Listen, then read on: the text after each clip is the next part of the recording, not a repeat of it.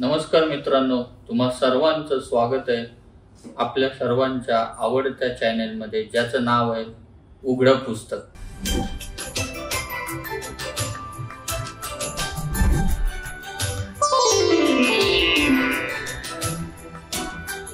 मित्रांनो, बऱ्याच दिवसानंतर भेटतोय. दिवाळीचा खास सण आहे आणि ह्या दिवाळी सणामध्ये आम्ही एकेकाळी आरोग्यात्री नावाचा एक विशेष दिवाळी अंक प्रसिद्ध करायचो.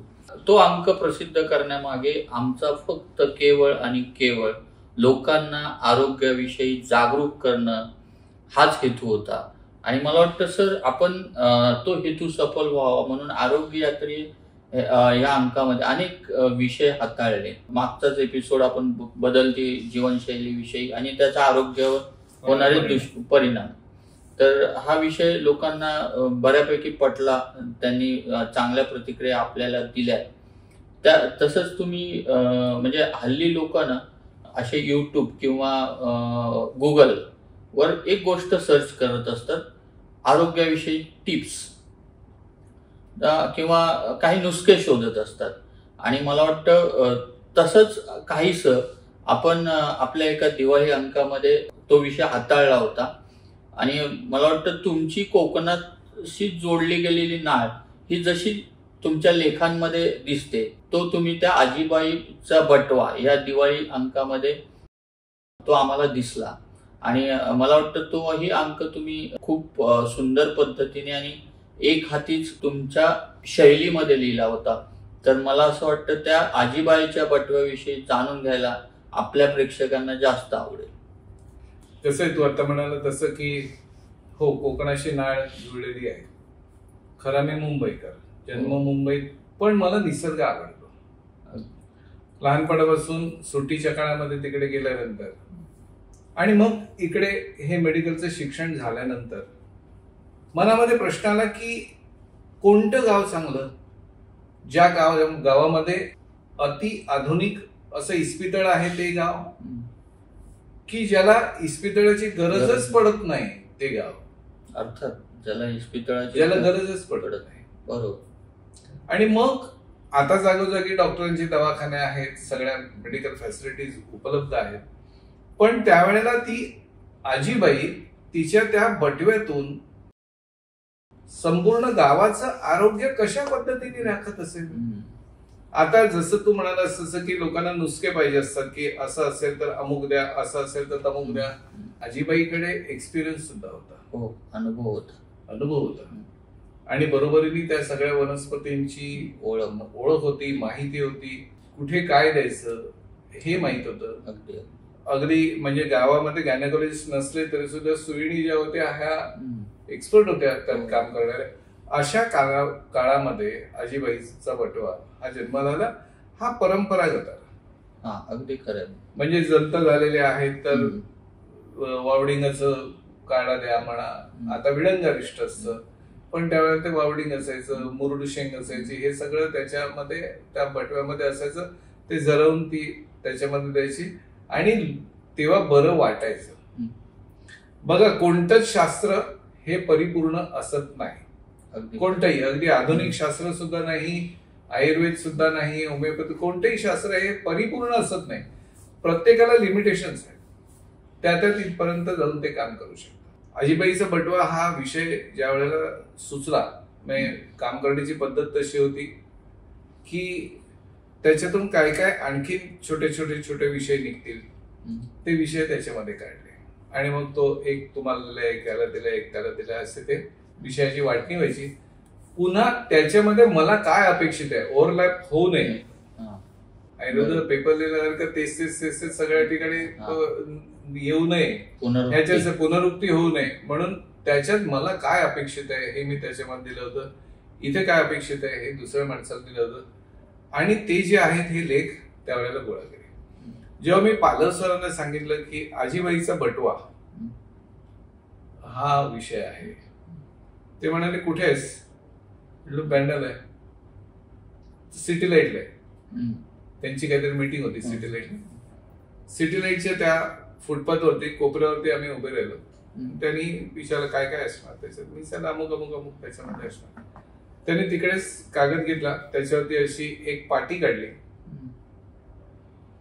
फ्रेम जशी असावी तशी, आणि ती फ्रेम एका छोट्या टोकावरती वाकड्या झालेल्या खेड्यावरती ती पाठी जी आहे ही लटकते अशी मान टाकून. म्हणजे आजीबाईचा बटवा जो आहे हा आता नामशेष होत चाललाय, आणि त्याच्यावरती त्यांनी आजीबाईचा बटवा. अतिशय सुंदर असं. बरं, हे मुखपृष्ठ जन्माला कुठे आलं? हे असं रस्त्यातून चालता चालता जन्माला आलं, आणि ते अतिशय सुंदर झालं. म्हणजे कधीतरी आपण त्याच्यामध्ये टाकू याचे फोटो सगळ्याचे, की जेणेकरून लोकांना कळेल की मोठ्या मोठ्या लोकांनी याच्यामध्ये मदत केली. सुंदर माहिती त्याच्यामध्ये होती. ते एक वेगळंच संकलन होतं. आता तिथे करताना मी काय केलं की लेख तर घेतला तुमच्याकडे, पण त्याच्यावरती संस्करण माझं केलं. म्हणजे तो जो दिवाळी अंक होता हा दिवाळी अंक एखाद्या कादंबरीसारखा झाला. त्याची सुरुवात अशी होती की इथे बँकेमध्ये नोकरी करत असलेला माणूस हा गावाहून मुंबईत आलेला, हा पुन्हा जेव्हा गावाकडे जातो, कशासाठी जातो? तर त्याची मुलगी परदेशामध्ये असते, ती गरोदर असते, आणि तिचं बाळंतपण करण्यासाठी बायको तिच्याकडे गेलेली असते. हा घरी असतो, बॅचलर लाईफ किती हे करायचं, म्हणून तो तिथे जातो, गावी जातो. आणि गावी गेल्यानंतर ती पोपडे पडलेली जमीन, अमुक तमुक, त्याची सुरुवातच तशी छान आहे की ती हायला डोक्याला याचे टक्कर बिक्कर पडलेलं, आणि जे त्या घराची राखण करायला म्हणून जे जोडपं तिकडे होतं ते जसं आहे तसंच. त्यांच्यामध्ये कुठे वजन वाढलं नव्हतं, त्यांचं पोट कुठे पुढे आलं नव्हतं, डेरपोटे झाले नव्हते, काही नव्हते. आणि त्यांनी बारीक डोळे करून ह्याला ओळखलं की तू अमुक अमुक म्हणून. खूप वर्षानंतर हा माणूस ज्या वेळेला आतमध्ये जातो त्यावेळेला त्याला ते एक एक प्रसंग तिकडचे आठवतात. ती बायजा म्हणून असते, ती विचारते की तू चहा घेतोयस ना? हो, घेणार ना चहा, पण मी परसदारी बसतो. आणि तो परसदारी जाऊन बसतो. तो बसतो त्यावेळेला त्याच्या डोळ्यासमोर तिकडची बाग येते. कधीची बाग? तर आजीनी लावलेली बाग ही त्याच्या डोळ्यासमोर. आणि इंटरेस्टिंग. तो त्याच्याकडे बघत होतो की इथे ना पेरूचं झाड होतं, आणि त्याची फांदी अशी वाकलेली होती. त्याच्यावरती आम्ही बसायचो, तिकडे धांगड करायचो, पेरू काढायचो. आणि तेव्हा आजी सांगायची की अरे सगळे पेरू काढू नका, थोडे खारुताईना पोपटांना खायला ठेवा. त्याच्या कोपऱ्यामध्ये आजीने एक मोगऱ्याचं झाड लावलं होतं. मोगऱ्याला काही कालावधीनंतर कळी आली. आता मोगरा फुलणार असं म्हटल्यानंतर सगळ्या रानाला आनंद झाला. वारा जो आहे हा गोरावत त्या ह्याच्या बेटामधून, बांबूच्या बेटामधून सगळीकडे धावत सांगत सुटला की आपल्याकडे एक फुलणी येते. पिंपळाची पानं वरून अशी लवलवत येऊन त्या याला त्याच्याकडे जायला उत्सुक झाली. बकुळीची फुलं जी आहेत ही फुलं वरून अशी, शाळा सुटल्यानंतर मुलं कशी बाहेर येतात तशी बकुळीची फुलं तिथे बाहेर आली. आणि त्यांचं एकच होतं की जाऊन हळूच त्या याचं चुंबन घ्यायचं, कळीचं चुंबन घ्यायचं. एक डोमळा पात्यावरून चालत चालत चालत त्या कळीकडे जातो, त्यावेळेला हळूच तिकडची मधमाशी सांगते की इथपर्यंतच, जास्त जवळ नाही जायचं. इंटरेस्टिंग. ते सगळं फुल उमलतं, त्याचा गंध जो आहे हा सगळीकडे आनंद होतो. गुलाब असतो तो फक्त थोडासा हे होतं की काय कसली थेर आहे वगैरे असं असतं, पण बाकी सगळं रान एकदम आनंद होऊन जातं. त्याच वेळेला त्याच्या बाजूला सदाफुलीचं एक झाड असतं, ती कळी सुद्धा फुललेली असते. आणि तिला कळतच नाही की मोगऱ्याचं फुल फुललं तर एवढं रान जे हे आनंदून गेलं, माझ्यासाठी कोणालाच आनंद नाही झाला. आणि तिच्या डोळ्यातून पाणी येतं, डोळे भरून येतात. सदाफुलीचे ते लक्षात येतं. ती पानांनी तिचे डोळे पुसते आणि तिला सांगते की काहींचं जे असतं ना हे क्षणभंगूर असतं, ते फक्त गंध देणार असतं. आपण जीवनाला आनंद देतो, कदाचित 100%. अनेकांना माहित नसेल, परंतु सदाफुलीवरती संशोधन चालू आहे कॅन्सर सारख्या दुर्धर व्याधीवर. त्याच्यामुळे आपण आपलं सर्वस्व देऊन अमर व्हायचं. वा, खूप छान. हा तो प्लॉट होता. म्हणजे त्या पद्धतीने तो लिहिला होता. ती चहा घेऊन येते, चहा पितो तो, आणि मग त्याला आठवत लागतं की काय होतं. तर तो म्हणतो की अगं ते काय काडे बिडे देतात किंवा बाळाला मालिश कसं करतात हे तू सांग. ती जी बाई असते ही तशा पद्धतीचं सांगते. ती वेगवेगळे पदार्थ करून त्याला खायला घालते. पुन्हा हा फ्लॅशबॅक मध्ये जाऊन त्याला त्या गोष्टीची आठवण येते. असं करताना त्याचा एक मोठा चुलत भाऊ तिकडे त्याला भेटतो. तो म्हणतो की चल आज आपण फिरायला जाऊया. तो म्हणतो कुठे जाऊया फिरायला जाऊया. तर असे जाऊया डोंगरात फिरायला जाऊया.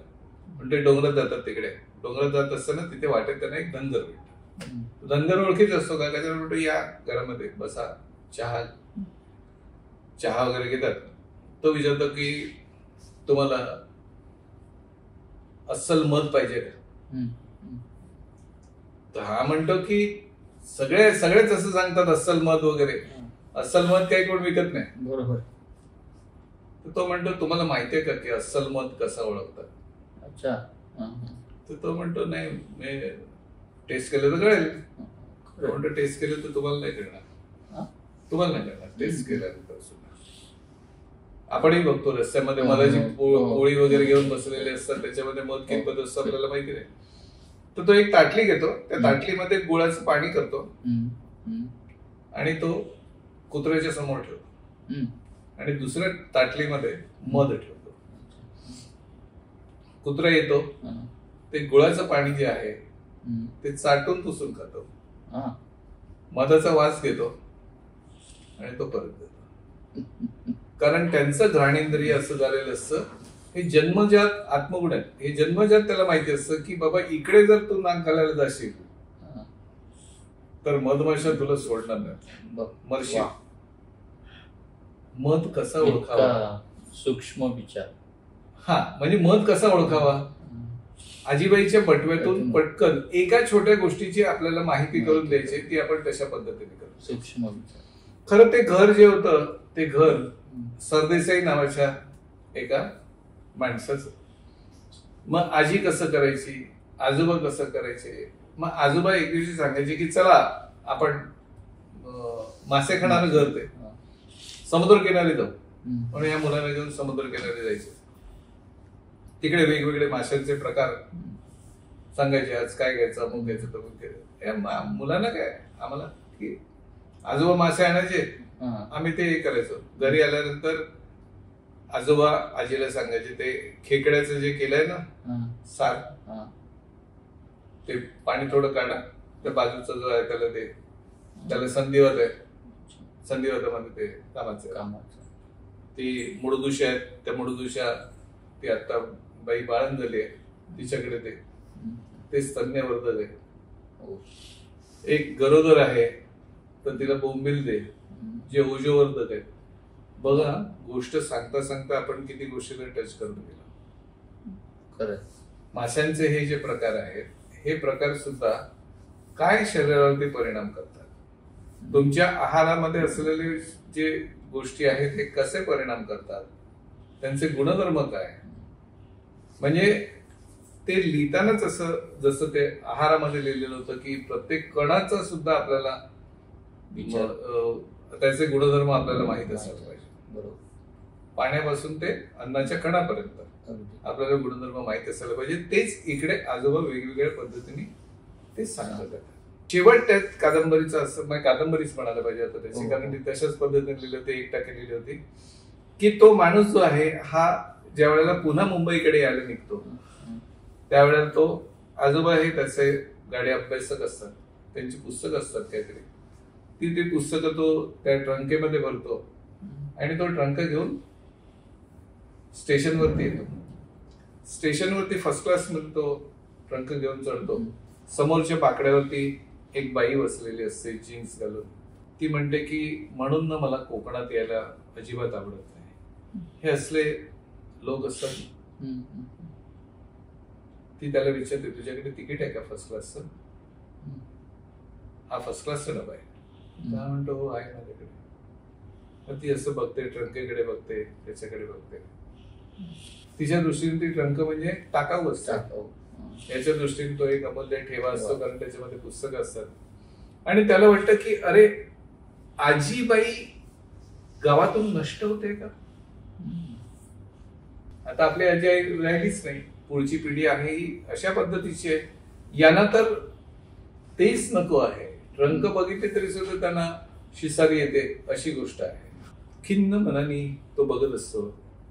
ट्रेन पुढे पुढे जाते, स्टेशन संपायला येतं आणि त्यावेळेला एक नऊवारी साडी नेसलेली, कपाळाला मोठं कुंकू लावलेली, डोक्यावरती तुळस ठेवलेली बाई ती चालत असते आणि तिचा हात धरून एक छोटा मुलगा तिच्याबरोबर चालत असतो. ते तसं केलं होतं. काही गोष्टीमुळे थोडीशी लेखक मंडळी जी होती ही थोडी नाराजही झाली त्या याच्यामध्ये, कारण तो फ्लो होता तो फ्लो असा होता. अतिशय सुंदर, म्हणजे ज्या पद्धतीने तुम्ही त्या आजीबाई पटवे या अंकाची मांडणी केली ती अतिशय सुंदर होती. आणि खरंच हा जो तुमचा थॉट प्रोसेस आहे की एका कथेतून लोकांचं प्रबोधन कसं होईल, लोकांना आयुर्वेदाविषयी त्यांच्या मनामध्ये म्हणजे पारंपरिक असलेले प्रेम आणखी वृद्धिंगत कसं होईल, हा अनोखा प्रयत्न तुम्ही आरोग्य यात्रेच्या निमित्ताने केला. आपण अर्थातच मीही त्या आरोग्य यात्रे टीमचा एक भाग होतो, म्हणून खूप आनंद होतो. आणि आज ती कथा ऐकल्यानंतर तो संपूर्ण अंक माझ्या डोळ्यासमोरून गेला.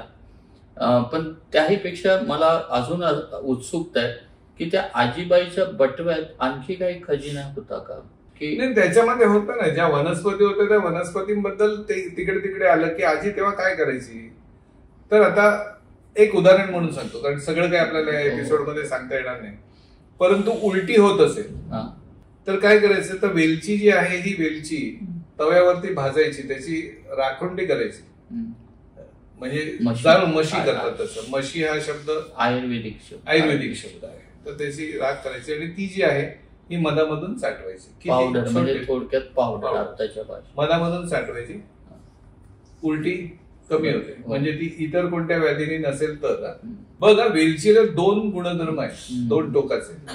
म्हणजे वेलची जर अति प्रमाणामध्ये खाल्ली तर उलटी होईल, वामक आहे ती, वमनोपक आहे. आणि ती छोट्या प्रमाणामध्ये घेतली तर ती छर्दीनाशक आहे. बरोबर. खरंच म्हणजे प्रेक्षकांना खरं तर हा आजीबाईचा बटवा हा अंक फक्त वाचण्यापुरताच मर्यादित नव्हता, तर अनेक आमच्या वाचकांनी तो संग्रही ठेवला. आणि खरंच तेच त्यामागचं यश आहे असं मला वाटतं. आणि मला खात्री आहे की आमच्या आजीबाईंनी चा बटवा हा अंक पाहताना तुम्हालाही अशाच काही टिप्स आरोग्याच्या नक्की मिळाल्या असतील. आणि म्हणूनच आमचा आजचा हा एपिसोड तुम्हाला नक्की आवडेल, तर तो तुम्ही जरूर पहा आणि आपल्या प्रतिक्रिया आमच्या कमेंट बॉक्समध्ये नक्की कळवा. आणि आमच्या या उघडे पुस्तक या चॅनलला लाईक, शेअर आणि सबस्क्राईब करायला मात्र विसरू नका. धन्यवाद.